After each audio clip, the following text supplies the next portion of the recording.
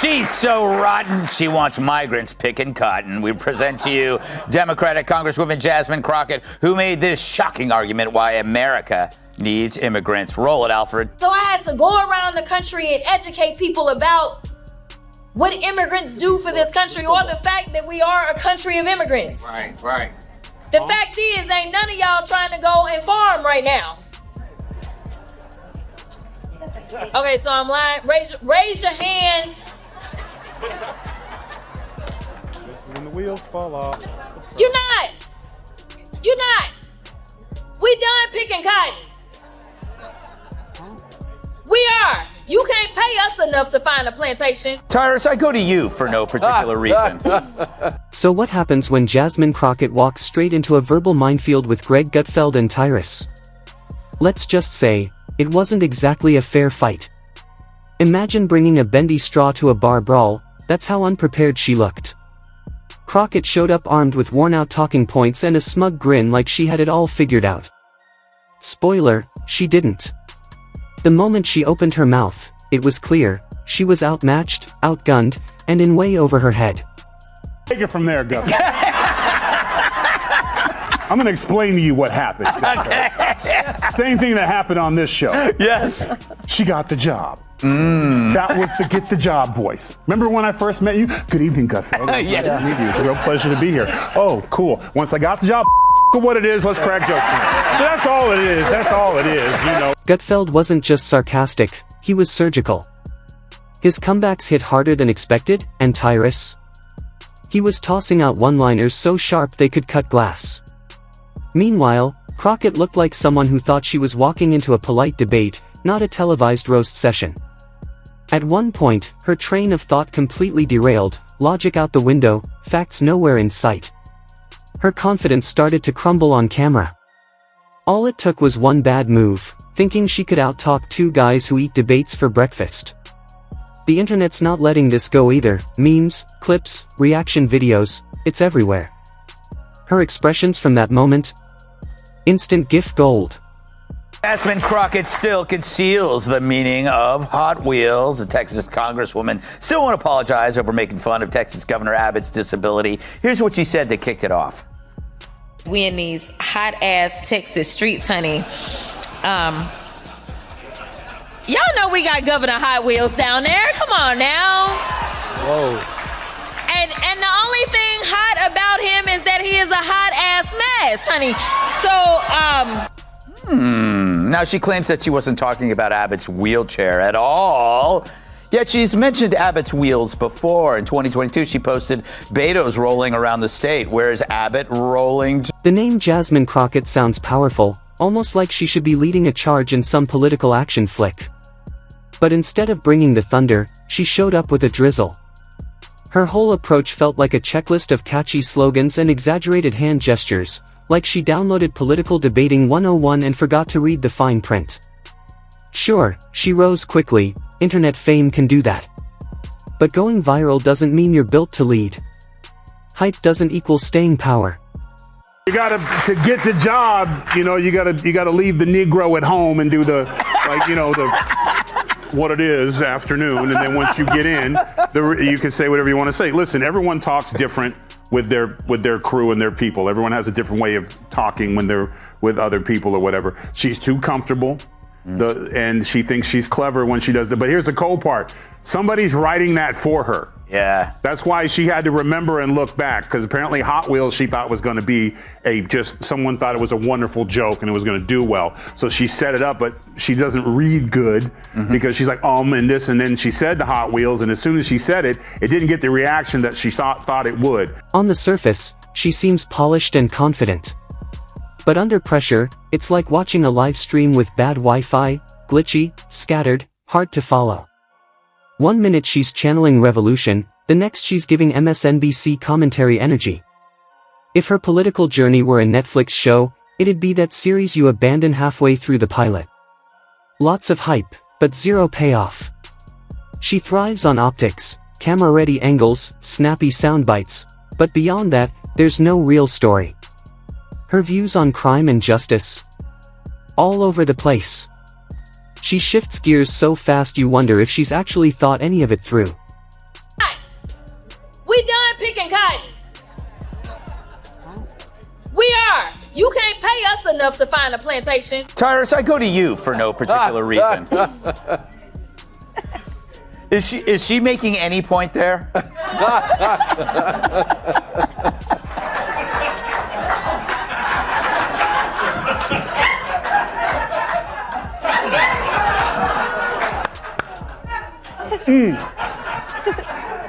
Like this makes me wish my mom made different father choices. It's all performance. She talks the progressive talk but avoids the hard steps that real progress demands. She wants the credit for caring, but skips the grind of real reform. It's like praising yourself for writing a speech that your assistant ghost wrote. And those speeches, they don't land. They float. Full of tired buzzwords and woke phrases that sound powerful until you pause and try to find the meaning.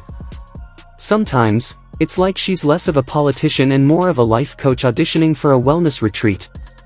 The messaging feels mass-produced. Something you'd see on a sticker, not a policy plan. When she speaks, it's not a call to action, it's a plea for applause. People write, this is why when white people write black slang, weird happens. Yeah. And this is what happens. Well, Like, if I wanted to get ethnic on somebody, I wouldn't call Joe and be like, hey, Joe, write me some hood. No offense, Tyrus, I get right to it. G. Willikers, that's not the guy. What, that doesn't sound like Joe Mackey? She's packed with ideas that sound great in group chats but fall flat in the real world. Her crime reform plans are like using a paper umbrella in a hurricane. Sure, it looks cute, but it's totally useless. You can't just throw around words like equity and justice without a strategy. That's not policy, that's a Pinterest board with a title. People want real answers, not repackaged slogans. When it's time for logic, that's when she quietly disappears. About him is that he is a hot mess, honey. So, Of course, Crockett now claims Hot Wheels was about shipping migrants out of the state. Don't you get that? Not the governor's condition. If only there was video that perfectly encapsulates the liberal inability to land a lick on MAGA. Turns out we have one. Roll it, Bjorn. He's a racist. How can I be racist? He's a racist. If you voted for Trump, you're a racist. I hope you enjoy the Oh, she took a Never get tired of that. Now about her legislative track record, it's basically confetti. Flashy on arrival, but it fades in seconds. She's great at getting attention, no doubt. Viral moments? She nails them. But actual, impactful bills? Still waiting. If you want to be a changemaker, you have to build something that lasts longer than a trending tweet. But Crockett walks around like she's been chosen by destiny to lead the charge. Reality check. The only thing revolutionary about her is how confidently she can say nothing at all. Her online presence is polished, sure, she's mastered the art of curated outrage and picture-perfect progressivism. But when it's time to answer real questions or take real heat, she's nowhere to be found.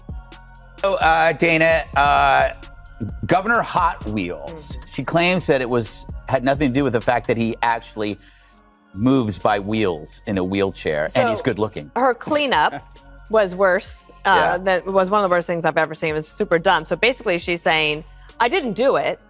And even I did do it, though, we're the victim. Watching Jasmine Crockett in politics is like binge-watching a soap opera where the main character never evolves. Every episode's the same, blame everyone else, act outraged, repeat.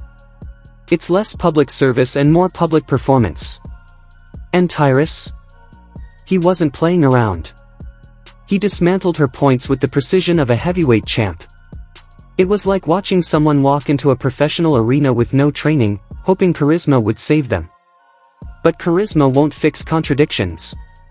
One moment she's for the people, the next she's pushing policies that leave people confused. She's perfected the pose, the quote, the viral clip, but the substance is MIA. That's politics today: stay visible, stir the pot, hope nobody checks your record.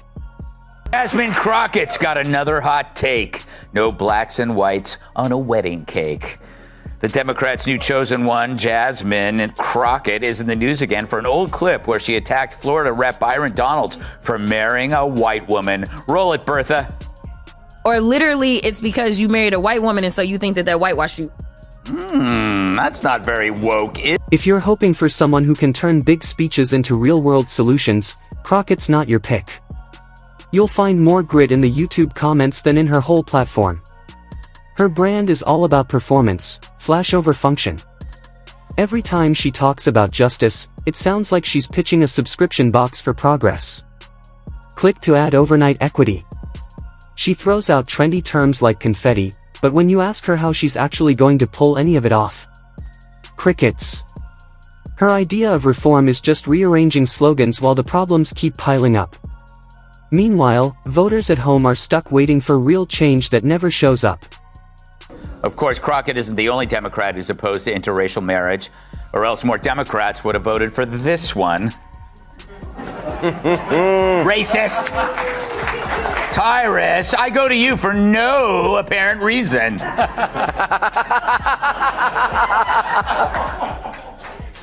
Do you have an opinion on this? Or should I move on to somebody? No, I just... It has to come from me. Yes. Okay? None of y'all are qualified. Not just, for one thing, I'm mad at Charmaine the guy because he should have kicked her out. See, the problem is that we are allowing our own culture to be openly racist and get away with it. Now, if a white person is offended by that, and they should be, Crockett's style is all about avoiding accountability while keeping confusion alive. Her entire strategy feels like a buffet. She wants a little bit of everything, even if it all contradicts itself. One day she's pro-reform, the next she's backing more policing, then suddenly doing a 180. It's exhausting. Her positions flip like a coin, and voters are left wondering who exactly she's trying to be. Radical? Moderate? Loud? Calculated? It's like watching someone cycle through characters without picking one. Her juvenile justice plans? They sound compassionate, until you realize they're completely disconnected from communities that actually need help.